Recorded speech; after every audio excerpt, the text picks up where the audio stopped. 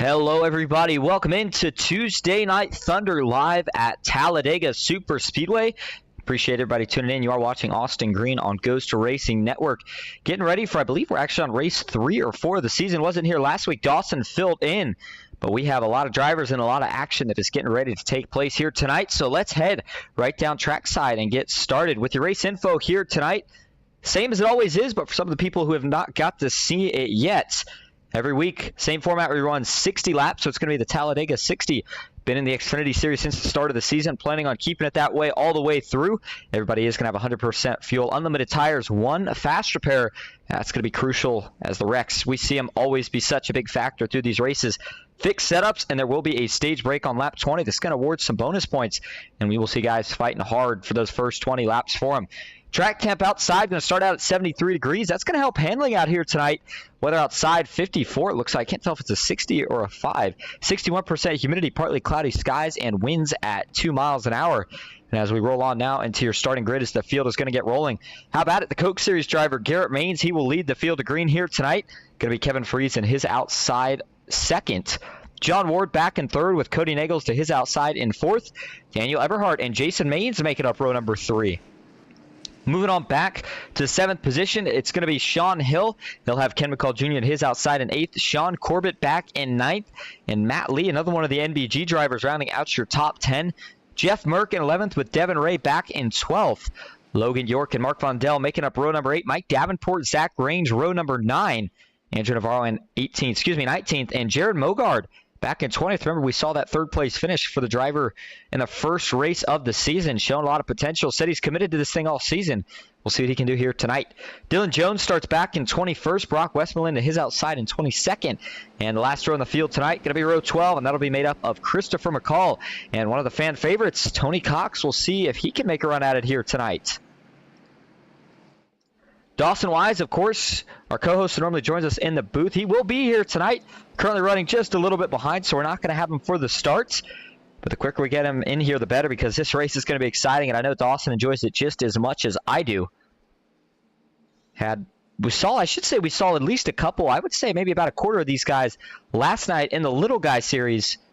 And some of them getting a little bit of extra practice. And I think if you see him in this series, I wouldn't consider him too much of a little dog. But tell you what, that front row is a very, very strong duo that these guys are going to have to try to get around. Kevin Freese, we know he's a really good pusher. He's also a really good leader. We will see if he chooses to either try to work both lanes, stay up top, or jump down in front of his teammate Garrett Maines. We know we see a lot of controlling going on with the trucks. A little bit harder to do in the Xfinity cars, but since these guys got a setup locked in, I believe Baker was actually the one kind of responsible or behind the idea of the setups that these guys kind of got put in, and that we're now continuing to make little adjustments on, but it made the racing phenomenal the last couple weeks, and hoping for more of the same here tonight. Pace car is going to make the hard left turn down to the pits for the first time here tonight. Race number 4 for Tuesday Night Thunder. Green flag is in the air. We're racing at Talladega.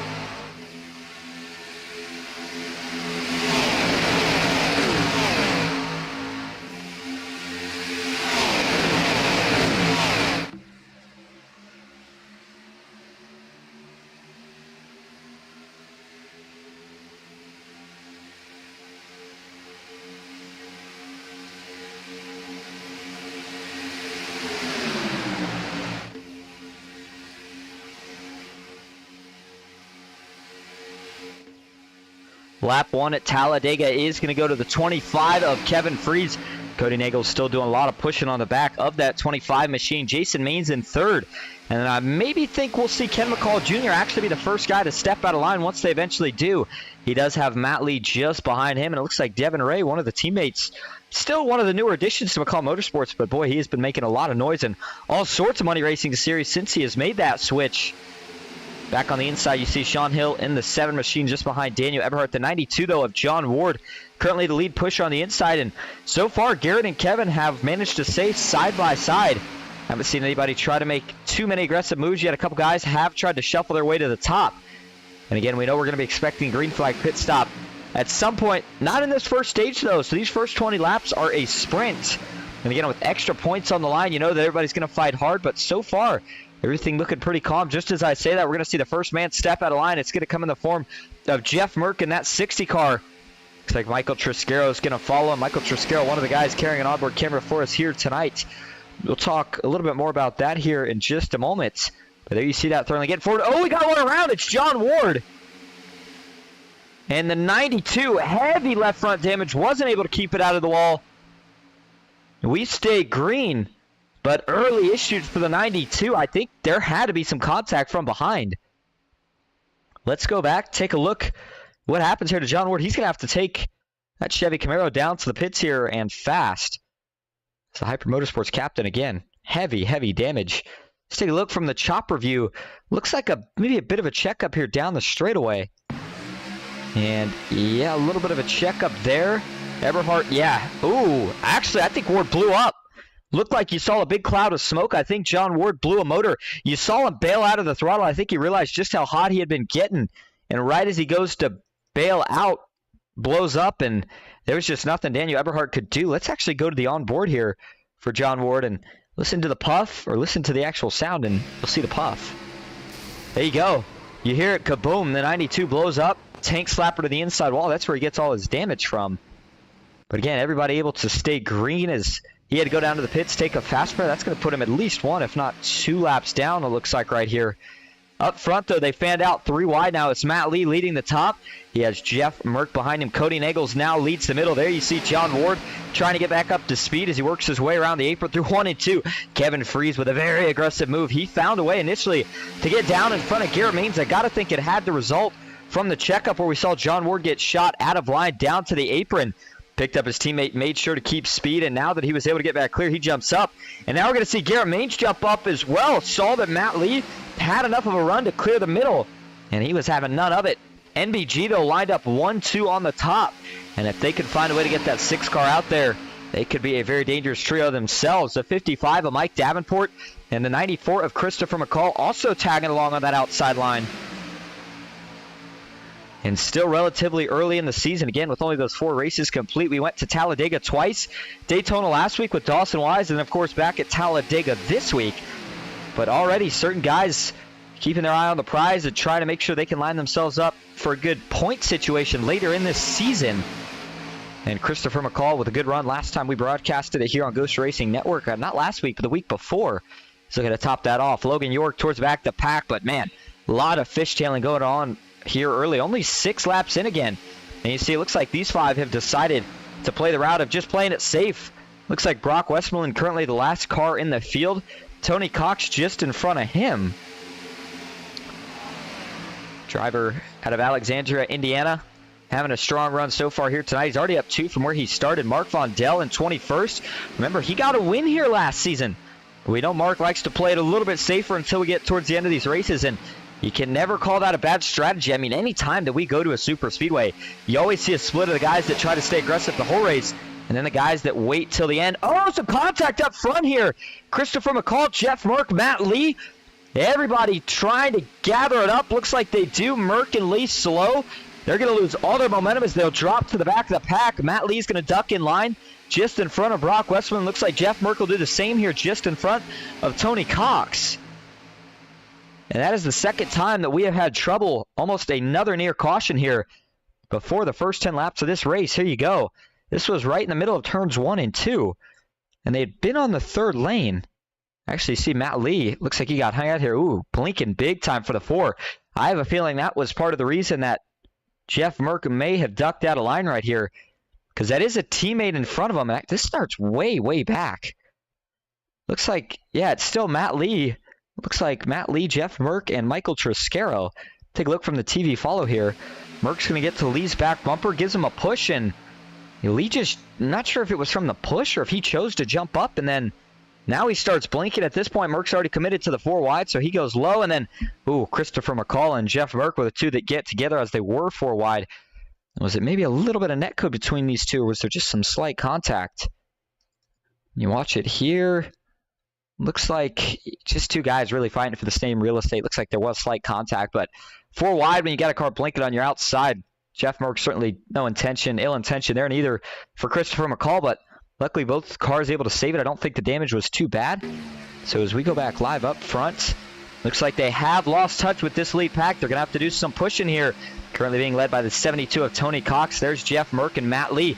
We'll see if they stay patient and try to push Tony all the way back to the front here. If they try to work their way around and maybe make these two guys push, biggest thing is going to be that they have those first 3 cars really tight together. You see Lee starting to slip back a little bit now. Up front, though, caution's another thing that could allow them to catch up, but it's certainly looking like that is a possibility right now as we continue to stay 3 wide. Daniel Eberhardt found his way to lead as he controls the middle line. Garrett Main still on the bottom. Kevin Freese second, and Andrew Navarro leading that top line. Christopher McCall second on the top. Looks like Michael Triscaro fell back to the 3rd position. Mike Davenport, his teammate. And the 34 and the 55, that's an important note. Team PGR not as big as they used to be, but the 2 drivers in the field tonight representing are 2 of the best. And we'll see if Davenport and Triscaro can maybe get one of them into victory lane here tonight. On the bottom, looks like the 03 of Ken McCall Jr. sitting behind Garrett Maines, Devin Ray. Those 2 McCall Motorsports teammates have found a way to line up. And looks like Sean Hill in the 7 has moved up to the middle as man to 0-4-3. Talk about moving up. He was moving up the track right there. That was a close call. Thought there was maybe going to be some contact right there.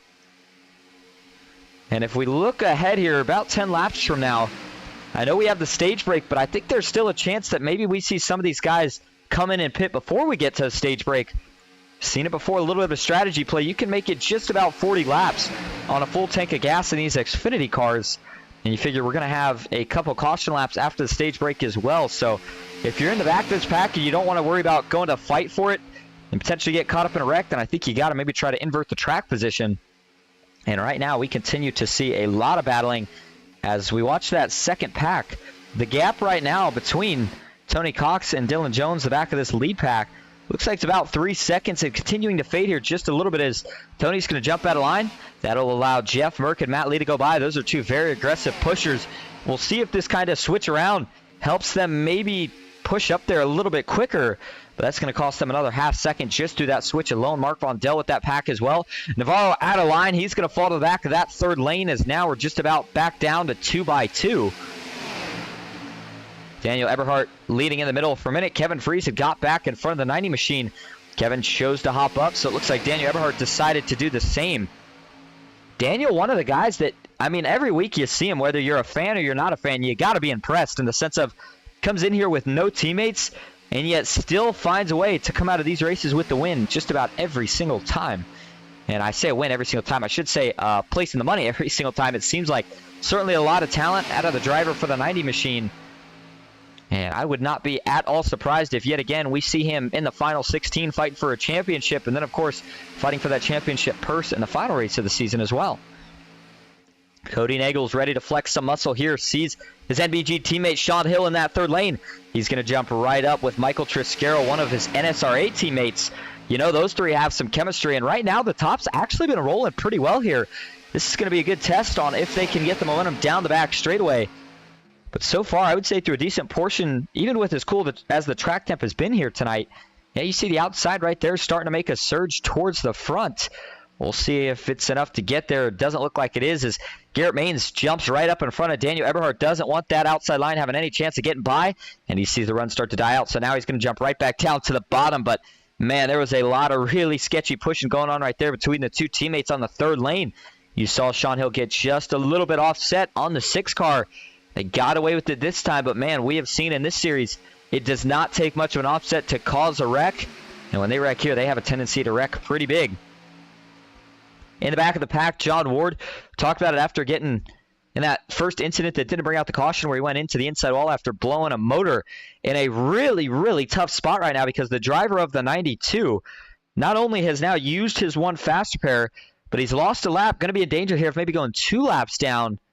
At the same time of all of that, the same time as all of that, doesn't have any draft right now, so currently sits in that last position. Mark Vondell just in front of him, the last guy in the second pack, which consists of Tony Cox, Mark Vondell, Brock Westmoreland, Matt Lee, and Jeff Merck. And last time we checked the gap, it was 3 seconds. Bad news for him. It is now stretched back to 7 seconds. So whatever these 5 are doing, it's just not working. They're going to have to either run a little bit tighter or, again, hope for a caution, maybe try to get him on strategy. As Dylan Jones in the 18 machine, up 3 from where he started. Mike Davenport in 17th. John Darnell in 16th with Jared Mogard up in 15th. He is up 5 from where he started. And speaking of John Darnell, good-looking paint scheme here tonight created by the series owner, Ron Morris Jr., RMR Paints. I'll tell you what, Ron's Race Paints, actually, they do a heck of a job. Made my college series paint scheme.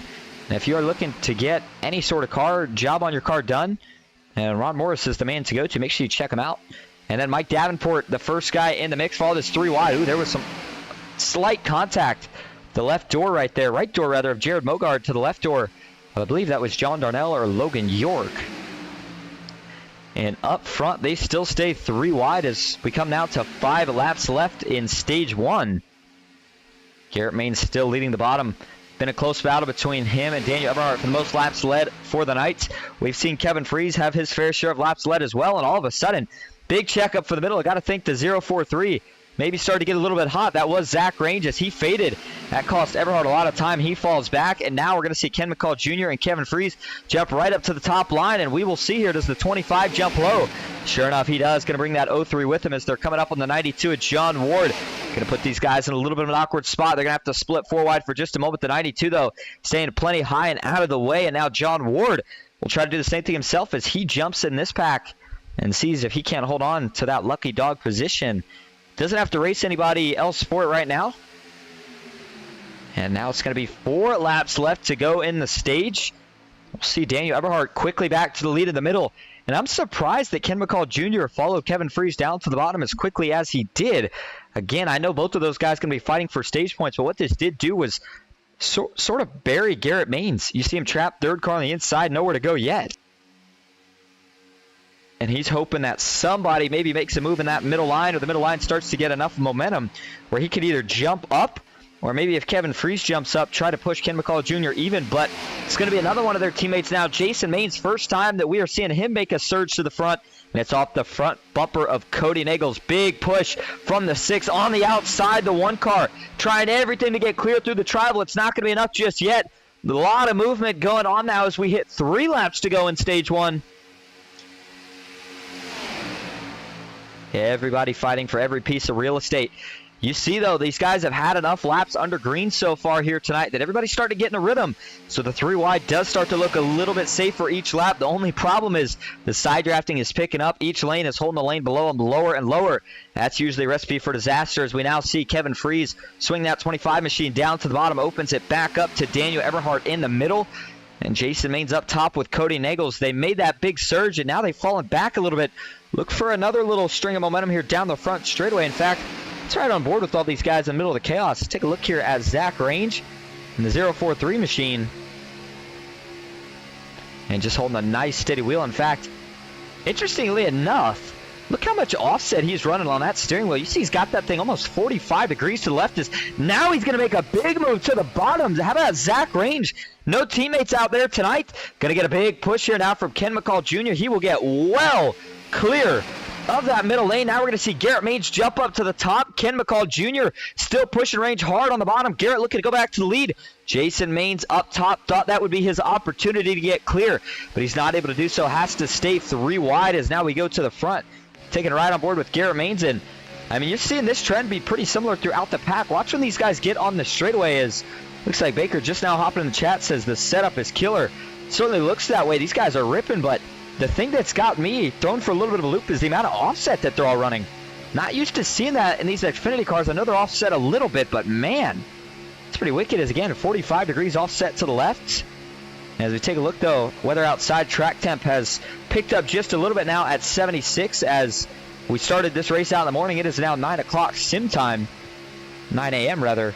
But if we take a look at the dashboard speeds, they have been pretty fast. I mean, look at that, 195. Garrett Maines, I was going to say for a minute there, I think that has to reset, but 198, almost 200 miles an hour getting down into turn 3. Cannot tell you the last time I saw an Xfinity car going that fast. These guys are absolutely flying, and a lot of aggressive pushing going on right now. Going to be coming to the stage break right here. The white flag was on the last lap, so they're going to fan out one more time. 3 wide through the trial to 43 with a big wiggle. Can Zach Range hold on? He does. It's a drag race. But the 0.43 of Zach Range picks up the stage 1 win. And how about the performance from the man with no team? Going to tip his hat to Ken McCall Jr. as Ken was able to hold on to second. Garrett Maines brings home third, but man, oh man. Saw a lot of action in that stage, and I think we needed that caution right on time there. I need a breather. Man, I don't know if those guys would have made it another lap. What a finish. Let's go back and take a look here. And if we back this up just a little bit farther, you see the 0.43 on the bottom here. And this was what caught my eye. Watch the push he gets here from Ken McCall Jr. Wow, that's a big wiggle. He holds on, though. And, man, it was worth it. That push was what he needed to stay out front. And looking at the results there, I said Ken McCall Jr. got second, but it actually looks like Garrett Maines is going to get it. I forgot that they kept rolling after the line. Yeah, so Garrett Maines gets second. Ken McCall Jr., the man finishing in that third spot. All right, so as the caution is out, looks like Dawson Wise has now officially showed up, joined us in the booth. Dawson, how you doing here tonight? I'm doing good. I got to watch the last few laps. Didn't want to interrupt. You were having to talk really fast there. Holy cow, I was kind of taking it in for myself. What a race, the stage. Unreal racing so far, and I've only watched 3 laps of it. Yeah, and so far, everything I can see, again, wasn't here last week, but I got to contribute everything we've seen tonight to the setup. I mean, the talent and the field that we're seeing and everything. I mean, we know, Dawson, that we have seen a lot of wrecks in this first stage, but here tonight, these first 20 laps, they went all green. There was a ton of 3-wide racing. At the same time, there was a couple guys with a bad break. But, I mean, how about Zach Range getting his name out there, taking the push from Ken McCall Jr. and capturing that Stage 1 win? Oh, I get to call Zach Range racing on Monday nights in John Ward's Little Guy series. And, man, this dude, he's taken so many steps forward in the last few weeks, even that I've watched him. And, man, look at this guy he's not playing around. He's here to play with the big dogs tonight. And just from what I saw, he's making all the right moves so far. He looks comfortable. He looks calm. Looks like he's very much in control here early on. Good to see out of the driver, the 0.43. And everybody going to make their way down to the pits now. Going to top off on fuel and tires. And, you know, I didn't really notice towards the back of the pack there on whether or not anybody tried to flip the strategy here in pit, but I guess the best way to know that would be if anybody stayed out, and it doesn't look like that's the case. And again, another little bit of a rarity. Have not seen that yet before, as Garrett Maines maybe overshoots his box there just a little bit. That might cost him a position or two. But as we noted, with everybody topping off on fuel, taking 4 tires, they're going to be good to go the rest of the way. And it looks like it'll be probably about a 35-lap sprint. And guess who beats them all out of pit road? It's Zach Range in the 43. Yeah, I mean, that's big for him. Obviously, a big pit stop right here. He's going to stay up front. He's going to start the second stage, if you will, on the front row, have control of the restart, and dictate the flow of the race. I don't think this is something the big guys expected tonight. At least, I mean, I don't think they did. Guys like Garrett Maines, I don't think they expect to be running behind the 0.43 tonight. He's looking awfully good so far. Yeah, and I mean, we saw the same thing that we see each week out of Garrett Maines, and that is constant aggression, trying to lead the way. But I still just can't get over the move that I saw the 43 make. I was just hopping on his onboard cam, was taking a look, dove to the bottom. No fear, but that's what you got to do. Sometimes you got to rustle the feathers of the rest of these guys. Everybody out here is a competitor. And again, the stage, while it may not pay any money, certainly pays some extra points that everybody could use. Speaking of paying, payouts here tonight were initially based off of 25, as they are every week. Now, we've been putting a lot more money towards the championship fund, but looks like payouts are going to be somewhere around the margin of $156 to first tonight, $125 to second, $62.50 to third and fourth, and then $156.25. So the same as what the winner gets here tonight will be added to that championship fund. And, you know, we don't see really any other series quite this unique, Dawson, in the sense of there's still a lot of money throughout the season given away, but man, oh man, the amount of money that we see given away to not only the championship winner, but also during that championship race is just unfathomable. And so far, I think a lot of guys are liking it because, again, 4th week in, and we still have about a 25-car field. Well, it's double the incentive, right? I mean, you have the incentive to race tonight, obviously for the single payouts, but then you also have the incentive to gain points. You're going to want to run up front and get stage points for those. It just incentivizes running at the front, but it adds something else to race for than just a weekly money racing. You have that season end goal, you have that playoffs that you can get into, and it makes these drivers have something else to race for, makes them race a little bit harder, in my opinion, I think, even than we're used to seeing. And I'll tell you what, at times we're used to seeing them race very, very hard. So it makes their jobs a little bit harder, but also makes it more fun to watch. Yeah, it certainly does. Want to thank everybody that's still tuning into the broadcast here tonight. Looks like Devin Ray, Shirley Cox, Heath Job, Matthew Baker. Don't get to see him this week, out enjoying post-wedding festivities. Certainly hope you're doing good, Baker. And looks like Fitz the G9 says, great broadcast. Certainly appreciate you as well, Fitz. Thank you all so much for tuning out. Again, Tuesday Night Thunder weekly series. If you're interested in getting yourself in it, we do have the Discord link in the description. Let me know if you need any more information on it. But looks like lining up here for the only planned restart of the night. Of course, we have some more cautions. That changes things. Zach Range going to be leading the way. And by the way, through that first stage, not only did he get the win, made up 17 positions. It's going to be Garrett Maines to his outside in second. Ken McCall Jr. and Andrew Navarro, who's also a big mover, up 15 from where he started. They'll be making up row 2. And then Sean Corbett and Devin Ray going to be making up row number 3. Now, I'll tell you one thing that we haven't seen yet here tonight is, and that's a lot of noise from NBG. Certainly see him try to make a couple surges, but that third lane has just not quite been rolling as much as it seemed like it may have been at the start. And what we may have expected, I gotta kind of credit that partially to the cool track temp that we're seeing here tonight. But I think as guys start to push the issue more and more, do we maybe see it develop? I think we do. I think it's only a matter of time. Those guys are not going to go quietly. They're going to find a way. Once these guys start to push, like you said, a little bit harder. Obviously, now we get closer to the end of the race. Guys are going to be pushing harder. Guys are going to be on the edge a little bit more, and I think you're going to see it open up against the wall, and we'll have to see what those guys do riding close to the back of the field right now.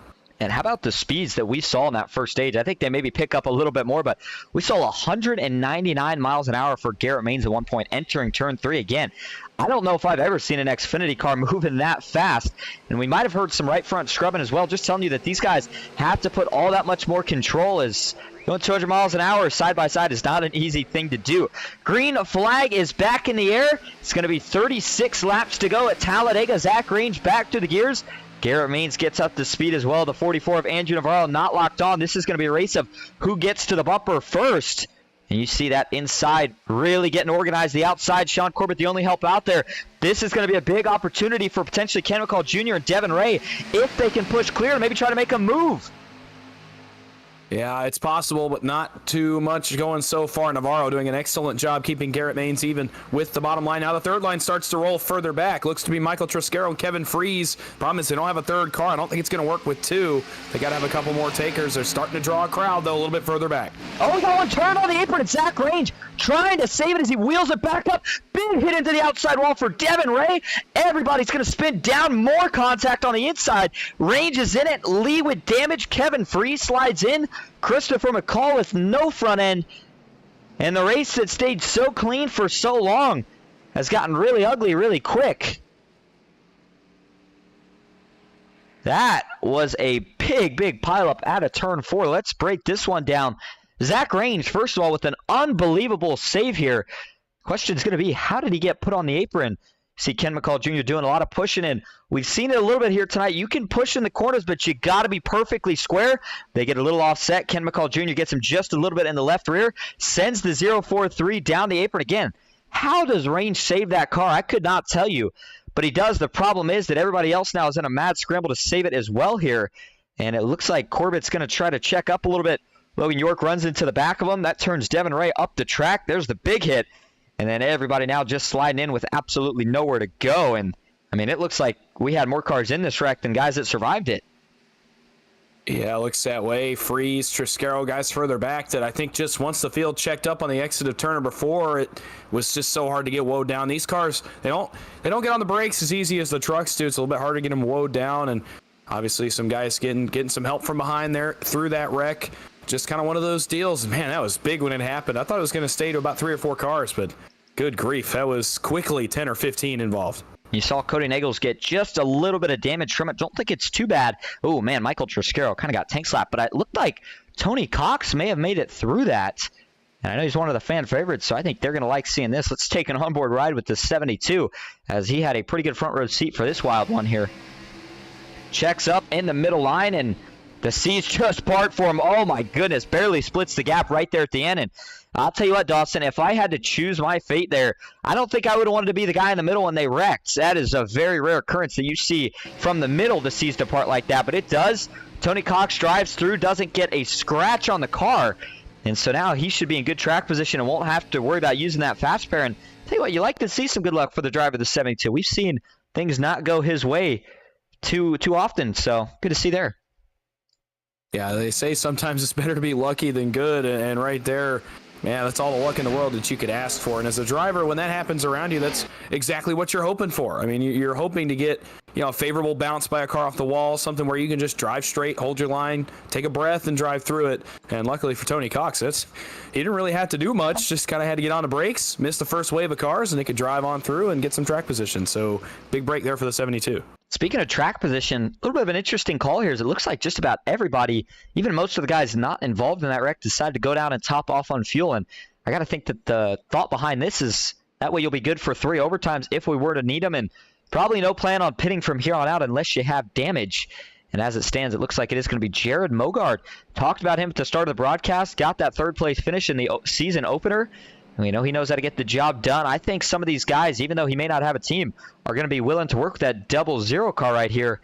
Garrett Maines will line up to his outside in second. Dylan Jones, first time breaking into the top 3 here tonight. He's up 18 from where he started back in third. And Zach Range, even after getting in that wreck, coming out of pit road, he is going to be sitting in 4th. Jason Maines rounding out your top 5. Andrew Navarro back in 6th. Sean Hill in 7th with Christopher McCall 8th. Daniel Eberhardt 9th. And Ken McCall Jr. rounding out your top 10.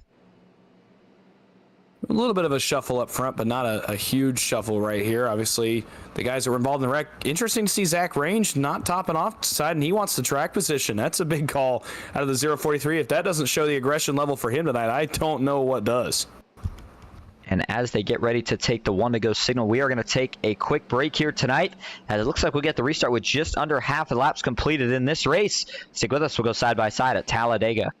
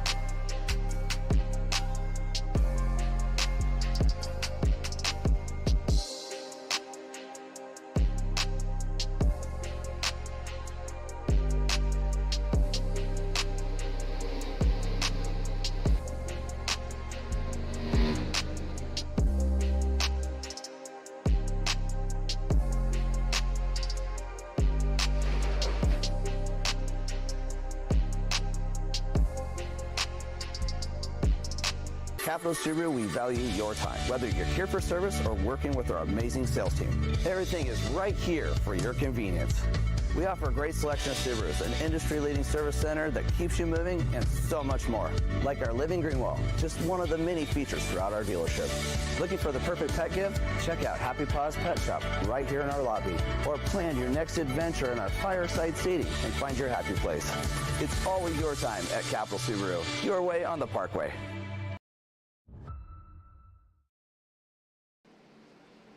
Back live at Talladega Superspeedway, getting ready for the first restart of the night due to an actual incident on track. Of course, first caution being the stage caution.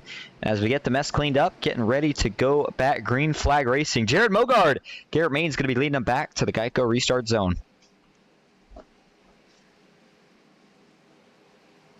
Out on the pit cycle. Everybody else behind him decided to come to pit road, but the 00 says, I want that track position and I want it now.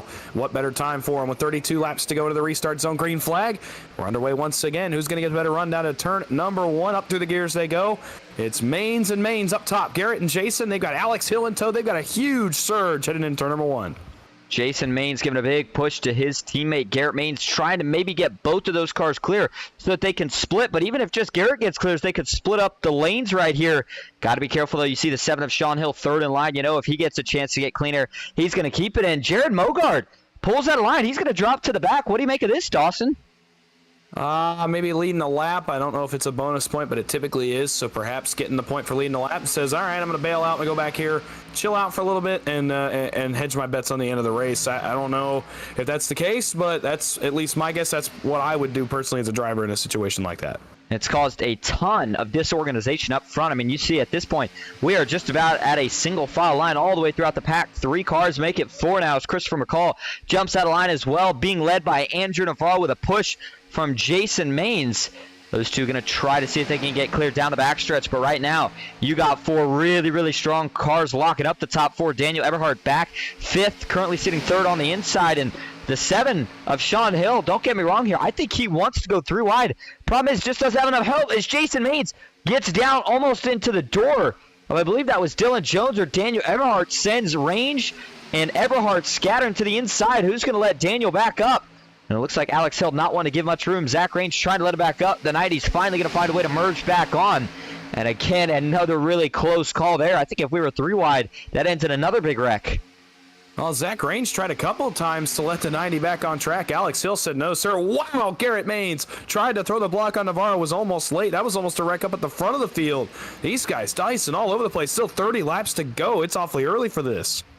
You would think so, right? But, I mean, everybody knows that they're good to go on fuel the rest of the way. And I feel like the worry as a driver, Dawson, we know this before, is, oh, that's a big push. That's not going to work. On the inside, another close call. As you saw, Eberhardt got right to the back bumper of Zach Range just as he got to the back bumper of Dylan Jones. You can't push the pusher, and I don't think Eberhardt actually realized that Zach had gotten to the back bumper of Dylan.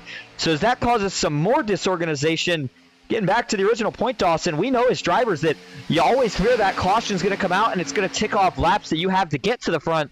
So you feel like it's your utmost, I would say, job, responsibility, whatever, however you want to put it, to make sure you can stay at and maintain the lead for the entire race once you know you're going to go on fuel.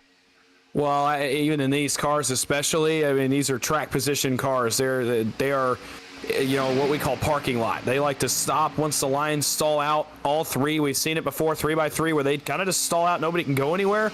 So you got to be in the top, 5 or 6 cars to be able to get something done. Once that happens, we're kind of seeing it happen at the front a little bit as you see Garrett Maines reverting back to lane switching like we've seen so much, trying to keep temps down.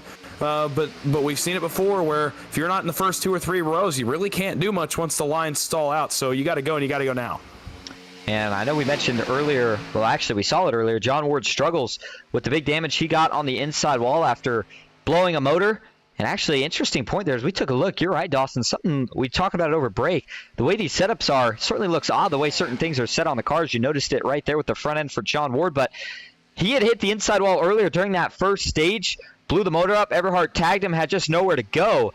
Ward was able to use a fast repair, and since then, with the couple cautions we had, he got back to a lap down. The problem is Matt Lee is also currently sitting a lap down, and that means that 92 machine is not in position to get the lucky dog, at least not where he stands now as he is way in the back with no draft. He's going to need a couple more cautions, but as 33 laps have been completed, Dylan Jones, first time to the lead. There's a couple guys I think that are going to need help from yellow flags right here. Just the way the track position is. Oh my goodness, Zach Range and Andrew Navarro, how'd they keep that straight? Going back to your point about what I noticed with the car, what I thought it was a little bit of skew, and I think that's what contributed to the speed. They're driving into the wind. They're not as affected by the wind, and they're able to go a little bit faster. I know I have played around with that a little bit in the past, but I'm not sure if that's the case, but it could be an explanation. It also could be an explanation for why they're driving so much better. That's what we found when we experimented as the cars got faster, you skewed them more. They also handled a little bit better, but that could explain why the speeds are as high as they are, and also why these guys are able to just throw out these massive moves. And again, the setup's courtesy of the mastermind for setups, Matthew Baker. But I'll tell you what, one of the things that I feel like we have, at least I've noticed in terms of the trucks when you get on these custom setups, is the way they do set them up, they always feel, I would say you feel like you can't quite feel the car in terms of when you're driving as much. It seems like, I'm not sure if it's the shocks, the springs, whatever you want to call them. are maybe a little bit, I'm trying to think how to put it, where it almost feels like you can bounce a little bit more with the car. And I think maybe that's part of the reason we're seeing some of these guys door each other, as it just maybe makes the car dart around, drift a little bit more. But nonetheless, we talked about the speeds that we saw running earlier, and the two inside lanes being the most dominant. Track temp continues to warm up as it is now almost 80 degrees outside. But as we go up front and take a look at Garrett Maines, 190 miles an hour entering turn 2. And watch this pick up as he races down the back straightaway. You see Andrew Navarro giving a big push to the driver. He gets up to 197, making 198 going into turn 3. So these guys continue to tick off laps at blinding speeds. But right now, that outside is really fading. What do you think of nobody committing out here right now? Oh, I think it's one of two things. Normally, you'd think it would be pit stops, but I don't think we need to make pit stops, at least not last I checked. I'm not sure we're going to be anywhere close on fuel, but the other thing it could be is just guys want to take off some laps. They know that we've had a couple big wrecks now, and it'd be more, advantageous to them to just kind of ride around, give it about 10 laps, and then go make your move for the win potentially. But I think that's probably why we saw it a couple times last season as well, where they just want to go single file. But Garrett Maines didn't want to stay second for very long. He may draw a crowd to that outside line. Yeah, it looks like as he jumps out, he's going to pick up at least 2 of his teammates there. As they went by Mike Davenport, the 55, a little bit of an interesting note. Not sure what the scenario is for the 55 right now. We've only had 1 wreck tonight, so there shouldn't be any cars on track that have permanent damage, except for maybe the exception of John Ward, but we saw him being clean. So I'm not sure exactly why the 55 still has no rear bumper and is that slow and hasn't chose to use a fast pair, but either way, it's going to put Davenport a lap down, so now it'll be a battle between Matt Lee and Mike Davenport, and John Ward continues to say to himself, come on, guys. The more that we put a lap down, the less my chances are going to be of getting back on the lead lap. But up front, that outside line, again, going to fade. Now we'll see Zach Range jump to the top, and that aggressive move, I think, is going to get some support from Garrett Maines, who, Dawson, I actually didn't notice this either. Garrett Maines has no rear bumper.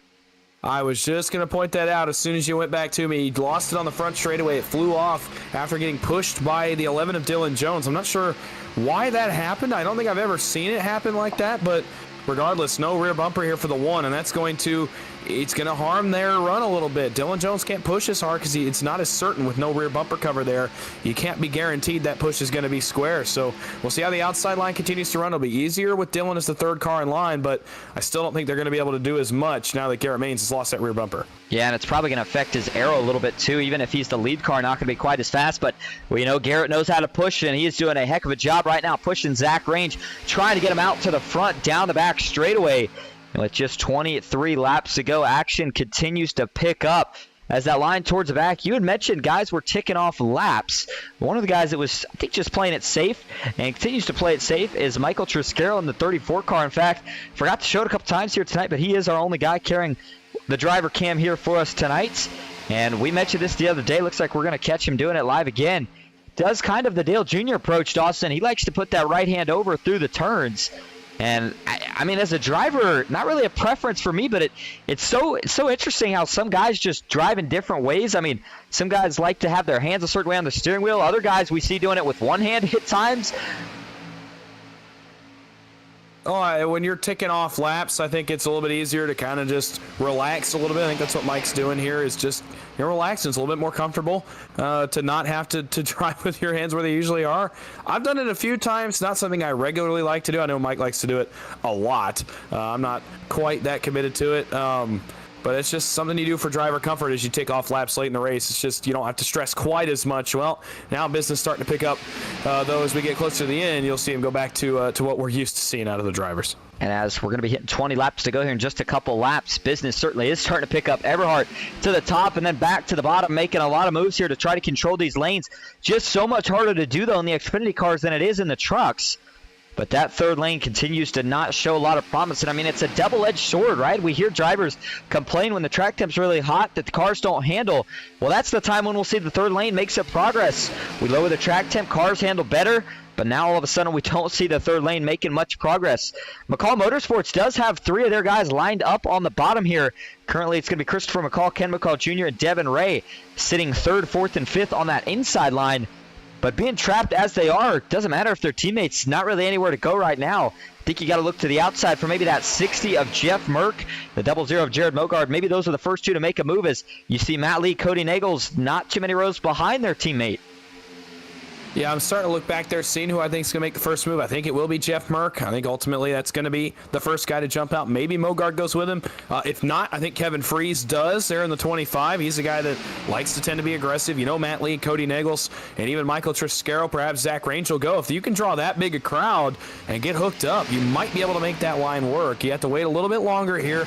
Just keep those leaders' temperatures high. That's going to be the biggest thing to get that line to roll. You want to make sure, number one, your line is fresh on temperatures, but also that the leaders are running hot so you can get all the way up there, because they've got a ways to go from back about 5-6 rows deep in the field.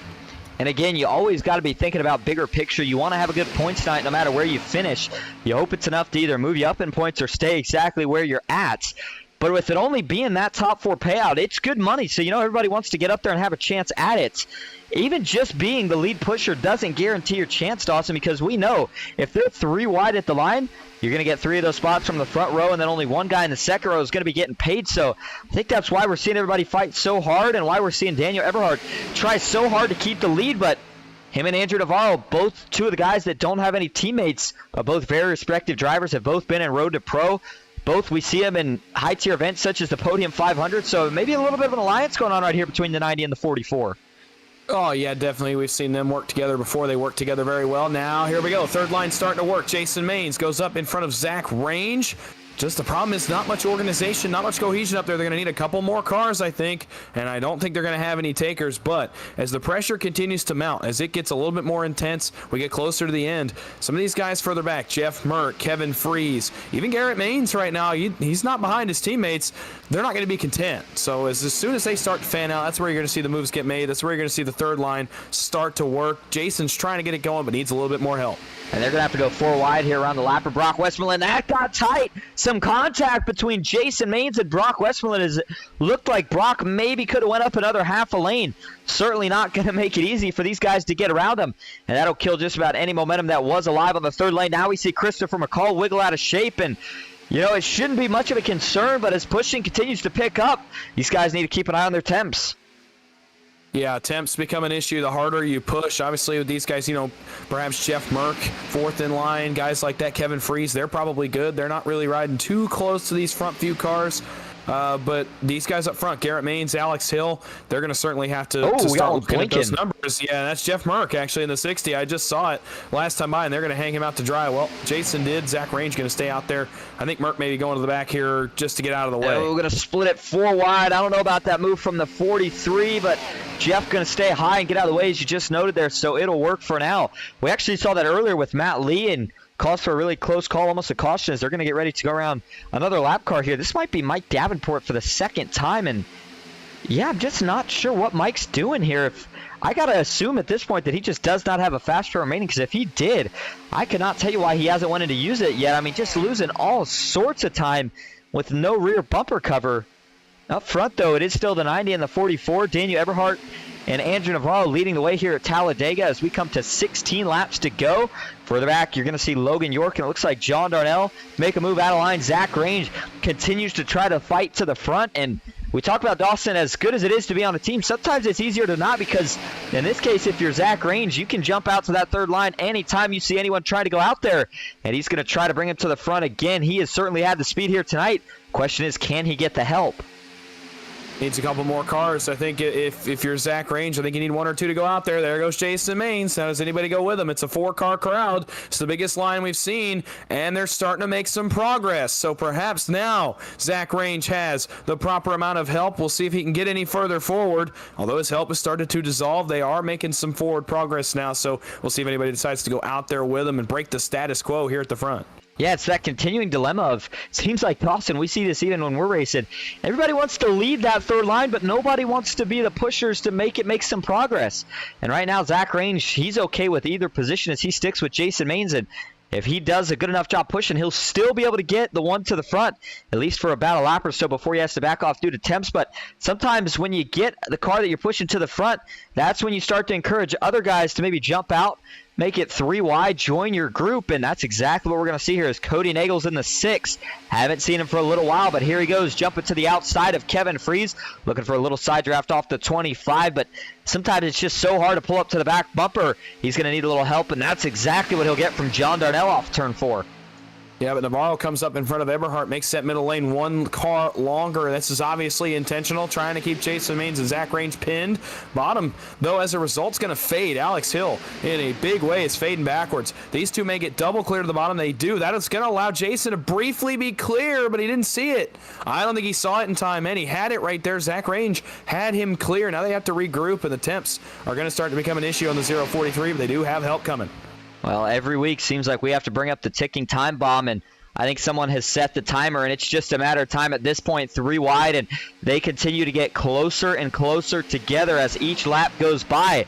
Andrew Navarro leading the bottom, Daniel Eberhardt pushing. We'll see. I think Eberhardt's going to make a move back to the top, but now big momentum for the inside. It's going to actually even get the 7 of Alex Hill clear. Does he jump to the top here with a push from Garrett Maines?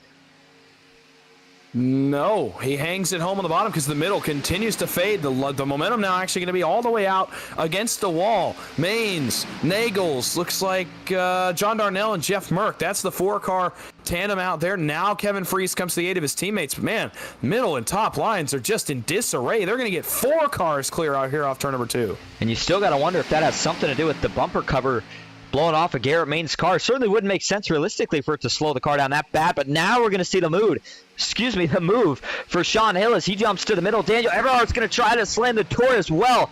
Man, I don't think you could have fit a piece of paper between those two, but he makes it work. Now he's going to get a big run through 3 and 4, trying to get clear of the 44. He's going to do just that, but he'll stay up top for now. Now he's going to move to the middle. This will give Jason Maines a chance to clear the bottom. No move yet from the 1 as now Alex Hill draws back to the side-by-side battle going on between all of your top 3. 11 laps to go. 12 to go at the line. Credit the top line for that run. Cody Nagels, Kevin Freese giving Jason Maines all the help he needs to get there. Now, what can they do with it now that they're even with the leaders? You know, Cody's going to start to struggle with temperatures. We'll see how much he's got. They got 2 more cars out there. Now, all of a sudden, the energy goes back to the top of the racetrack. 3x3, 3 rows deep up front, but Eberhardt back to the lead on the bottom. A huge surge from the bottom, the 90. One of the best in the business at controlling the lanes, but he does not quite get clear. 3 wide for the lead in 3. And Cody's going to continue pushing Jason really hard here because you almost wonder if he's able to get Jason clear and Jason jumps to the middle. That outside line fades a little bit, and then we see the 2 teammates lock up as Sean Hill maybe jumps up to the top. And if him and Cody are locked together, those are 2 of the most aggressive guys in the series as well. And you know that they're going to have a good chance of pushing right to the front, trying to hold this thing off. But as it stands right now, with these 3 rows, looks like your top 4 would be Jason Maines, Sean Hill, Daniel Eberhardt, and then one of these guys in the second row. That's why we talk about it's almost better to be leading one of these lines because you're basically guaranteed. Being a lead pusher, you're not guaranteed. And now we see Daniel Eberhardt jump back up to the middle. He'll get a big push down the back straightaway here from Sean Hill, the 44 of Andrew Navarro, trying to draw back clear and going to be coming to 10 to go, Dawson. Are we at the point where you really got to start to make sure that you're going to have temps for the end, or can these guys still push it the way they're doing for a couple more laps? You can, but I don't think they will. If you get what I'm saying, you know, I think you probably should start to worry about that, but these guys up front, they can't. I mean, they just don't have a chance to. Alex Hill, Chris McCullough, Cody Nagels, they just don't have a real chance to work on temps. You have to continue to push. That's the nature of this racing that we've seen these guys and gotten used to over the course of the last couple of months or so, and you can tell they're not really laying off and looking for the end with 10 to go. They're pushing like it's the last lap. And that outside line is now down to 3 cars. You got to wonder how long they're going to be able to last. The 043 of Zach Range currently sitting 4th on the bottom. Eberhardt continues to stay in the middle, but he is doing a nice job as he drops to the bottom. And I'll tell you what, Dawson, with that 3rd lane being out there, I feel like if it stays there, then Daniel Eberhardt's in the catbird seat, right? Goes to the bottom as soon as he gets clear, jumps back to the middle, and he wouldn't have to worry about getting split. But just as I say that, we're going to see some pit stops here, it looks like. Did not expect this contact. It's going to be the 1 of Garrett Maines. He's sideways into the pits, going to slide onto the grass. More lockups in trouble, and did not expect this pit stop. Fuel must have been different this week. I guess so. That caught me by surprise. I was wondering why those 2 were going to the bottom. And now Jeff Merck's off the racetrack in the 60. Not sure what the issue is on that machine, but, man, there was a lot of contact right there, and that leads me to believe it was a communication issue of some kind between the lead drivers as to who was pitting and who was not. Man, near disaster, and Garrett Maines, unfortunately, gets the worst of it. Actually, Zach Range, I think, gets the worst of it. He missed pit road altogether and has to slow way up and now loses a ton of pace. It looks like Tony Cox is going to lose the draft as well. But overall, for Garrett Maines, nice job recovering through all that. I think he'll be able to stick with the draft. And, man, that pit stop has me thrown for a loop. But here we go. We're going to see the second round. And it's going to be NBG. Big lockups. Oh, they're not all going to make it. Mark Vondell through the grass. We got 3 of them sideways. 4. Did anybody make it through here clean? Merck's going to turn. Ken McCall Jr., Cody Nagels, and Jeff Merck playing a little bumper cars, trying to get him spun back around. What a disastrous round of pit stops for NBG.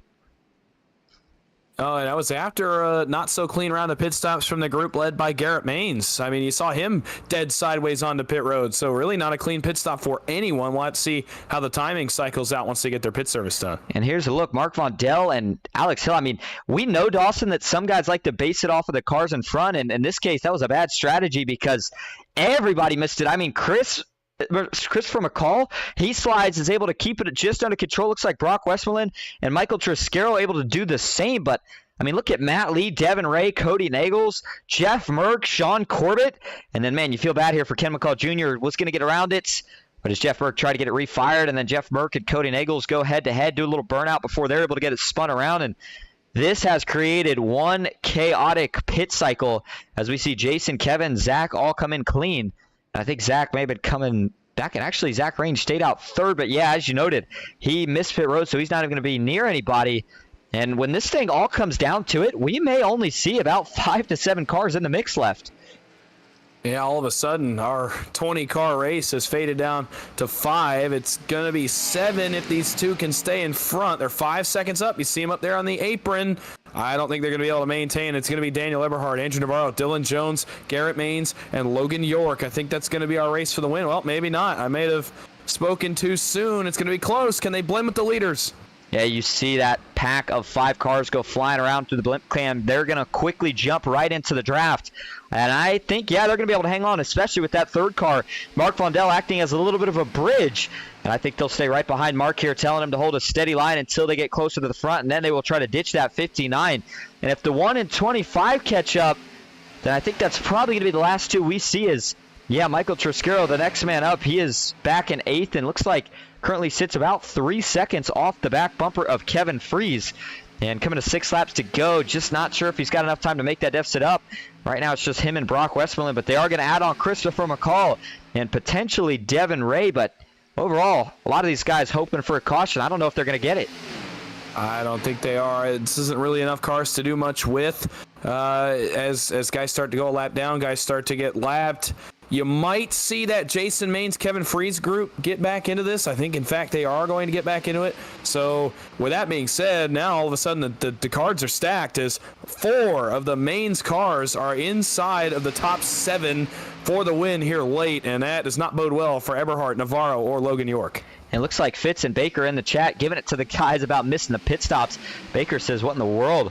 Fitz said, this is madness. And yeah, I'll tell you what, that certainly was true. I mean, I can't say the last time we saw this many guys of this talent level have that much trouble with the pit stops. And just maybe it's because we don't see pit stops that much more in money racing. And maybe these guys have gone soft. But nonetheless, it was really a one of those moments where you learned your lesson. If you're not good at pit stops, you're going to have to go practice them after tonight, because if we see those in the future, certainly can't let them execute the way they did here tonight. It's a combo. I think you're right. Number 1, they just don't pit under green enough, I don't think, to get used to it.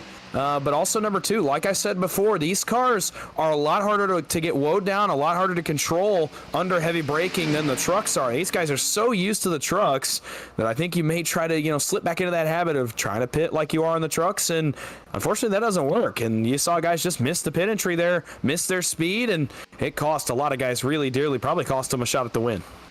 All right, so let's do some quick math. We got 7 cars up here. The top 4 payout, pretty simple. 3 guys up here not going to be getting paid to go home now. Garrett Maines, Jason Maines, Kevin Freeze, and Dylan Jones. Those guys all on one team, so I think they're going to stay on the outside exactly how they are. I don't think we'll see much movement, and I think kind of to counter that, Daniel Eberhard, Andrew Navarro know that, so I think they're kind of accepting here, just staying together and trying to push it. I think if they do that, I don't think we'll see Kevin or Jason obviously split. Garrett 3 wide. Logan York is not in the best position right here. He's just not going to have any help. So I think, oh, the 44 almost got turned. Just as you think things are going to end peacefully. Wow, that was a close call. Eberhard pushing really hard to keep Navarro out in front, and we almost saw a caution. Boy, that was really, really close. Yeah, peaceful's a stretch. You know, obviously with Garrett still running not in the lead, you know he's not going to settle for second. Eberhardt's not going to either, though. And Dylan Jones, tell you what, goes with him. This is interesting. Maines and Freeze continue to run behind the 90 and the 11. Logan York, kind of just the odd man out right here, trying to avoid the madness. But I don't know. We still got a lap and a half till this race is official. I'm not sure we're done with this battle up front yet. Yeah, I certainly don't think so. And John Darnell is probably Logan York's biggest help right now. Not on the lead lap, but if Darnell chooses to work with the 0-2, maybe he can make a run on that third lane. As track temp now over 80 degrees, but handling still shouldn't be too big of an issue. The 11 of Dylan Jones now leads the outside as you saw Eberhardt jump to the bottom. So within those 2 laps of chaos, Eberhardt and Navarro just basically switched positions, and Garrett went from the lead to being buried and currently sitting outside of the money. But as we hit 2 laps to go, final lap for caution. Can these guys keep it clean for one more lap? I don't know. It's going to be tight. The more they race like this now, I think they may get to the white flag. Now, once they get to the white flag, I think all bets are off. But it's still not, I don't think, where the Maines boys want to be. Now they start to line up. So maybe now you just park it on the outside, leave the 90 and the 44 down on the bottom. They're the only 2 cars on the bottom. 6 cars lined up on the outside. It's going to give Dylan Jones the advantage. And I don't know if anybody moves from right where they are right now unless your name is Logan York, and he's a little bit too far back to do much right now. And the 90 of Daniel Eberhardt only help from 1 car now, as you saw Freeze and Garrett Maines, they all left that inside out to dry. If you're Logan York right here, I almost think you stay up top because they should all march by. But right now, Eberhardt and Navarro doing everything in their power, and 1 more lap to go. We'll see if it's enough to try to get him back to the front now. Dylan Jones is going to slide down for a block. Tell you what, Dawson, I got a certain feeling about the way this thing's going to end here because Eberhardt and Navarro are going to have to do something maybe slightly desperate here to try to find a way around. Otherwise, they're going to be trapped where they stand, and we'll see if they're able to hold on to the top 4. I don't think they're going to be able to do much. Eberhardt tried to split the 11. Oh, my goodness. He almost got to the gap. They almost have it. I thought they had a split second right there, but now as the Maines boys power forward to the top 3, not much change expected here, I don't think. Yeah, and I think we're going to see Kevin and Jason drop right down to the bottom here. Yeah, sure enough, and at this point, they're just hoping they can lock it up. Now, Eberhardt and Maine's going to make a little contact, maybe a little more, as Navarro's going to try to jump 3 wide. More contact between Eberhardt and York. Now, Eberhardt's going to get back into Logan York. They save it again, but up front, Jason Maines, he wins it at Talladega, and it's a 1-2-3-4 sweep for the Maines boys. How about that for a dominant performance? Ooh, and Eberhardt not happy after the line, letting Logan York know. I didn't appreciate that contact to the tribal. But nonetheless, man, I cannot tell you the last time we saw a sweep. Oh, what a win it is for the Maines boys. I mean, that's one you felt like they needed. I hadn't really felt like all together as a team they'd been that dominant recently, and man, they executed on that last round of pit stops. It won them the race, and a 1-4 sweep, that's a statement tonight out of the Maines boys. Yeah, it certainly is. As we take a look at your finishing results here for the night, Jason Maines gets the win. Kevin Freeze in second. Dylan Jones in third. It's going to be Garrett Maines in fourth. Logan York fifth. Andrew Navarro in sixth. Daniel Eberhardt finishes in seventh.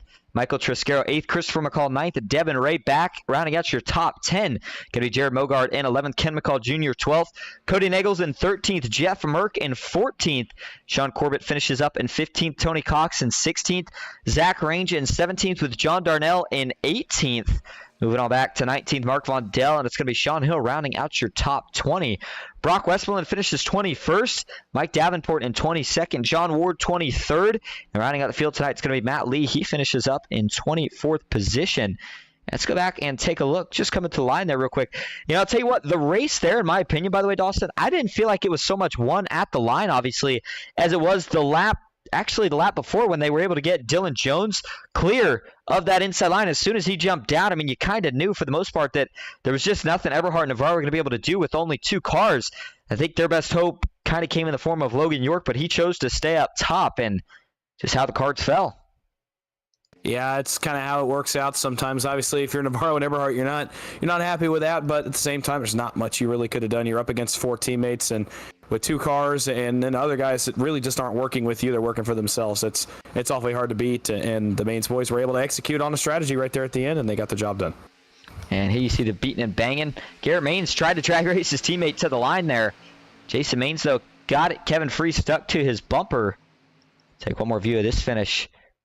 Talk about Eberhard not being happy with Logan York. I know some people not a big fan of Logan in the money racing. He likes to be aggressive here, and watch a little bit of last lap contact between these two here. York and Eberhard get together, sends Eberhard down onto the tribal apron. And then after the fact, I like it. Save it for after the line here. Let him know. I mean, it doesn't hurt anybody at this point. And he's going to go up to the O2 and say, I didn't appreciate that. And that is how your race finishes up. Yeah, go ahead, frustration. I think for Eberhard there, just combined with, you don't win the race and all that happens at the end. And then obviously Logan kind of didn't really take anything away from Eberhard there. They were just racing a little further back. And, Eberhard's still a little bit frustrated. And I think we all would be as drivers. I think that's pretty fair. Certainly would. Let's go see if we can bring in your top 3 for interviews. Stick with us. We'll be right back.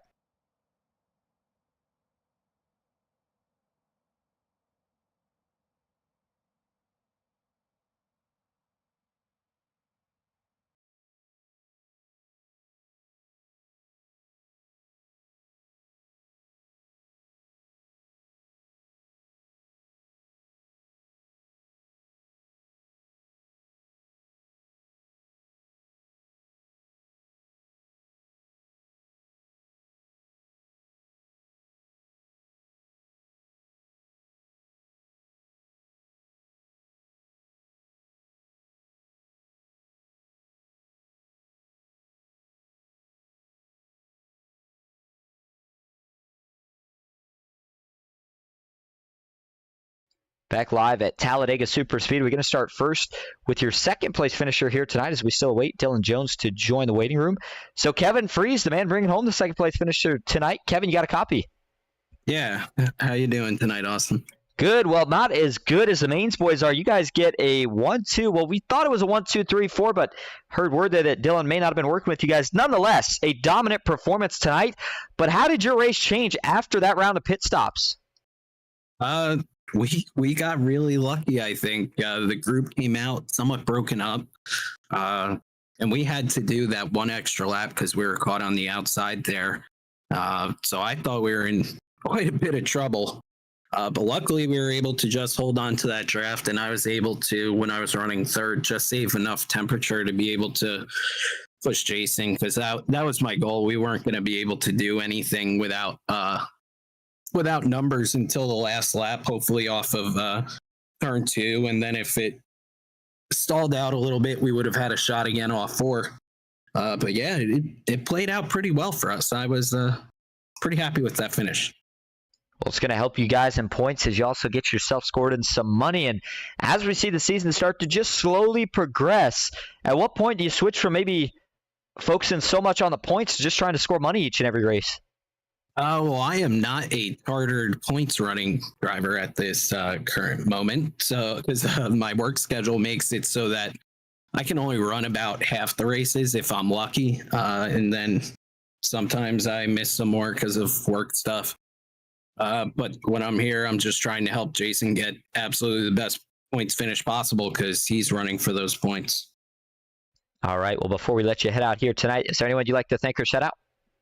Yeah, thank you to you and Dawson for putting on the broadcast tonight. Thanks to Jason for working with me tonight. And thanks to all the guys there who kept that a really clean finish there at the end. And it was a lot of fun out there on track. And thanks to Ron for putting up with us every week. All right. Well, thank you for talking to us. Congrats again on the second place finish. And hopefully we'll see you here either next week or the week after. Yeah. Thank you, guys. Enjoy your night.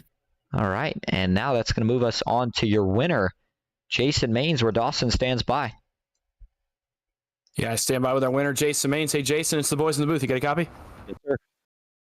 Well, you guys get a victory there. You guys get a really dominant team performance overall. You come home 1, 2, and 4 there at the end. So you got to take us through that last round of pit stops. Obviously, we saw really nobody had a clean entrance. You guys come out on top, and you managed to get everybody lined up and come away with a really, really great run. I appreciate that. Yeah, actually, it was just Kevin and I working together on that. Obviously, all of us have worked together. The racing up there was really, really clean and respectful, and that makes it fun. So pit road was, we were kind of in a bad situation. I mean, we were on the top, and we knew eventually somebody's going to pit. So when the first group pitted, we figured the next group was going to pit the next lap. And the problem was, once again, we were up top. And then when we only had 2 cars, I told Kevin, this is not good. But, and you know this, when there's a bunch of cars going on the pit road, that can be a bad thing.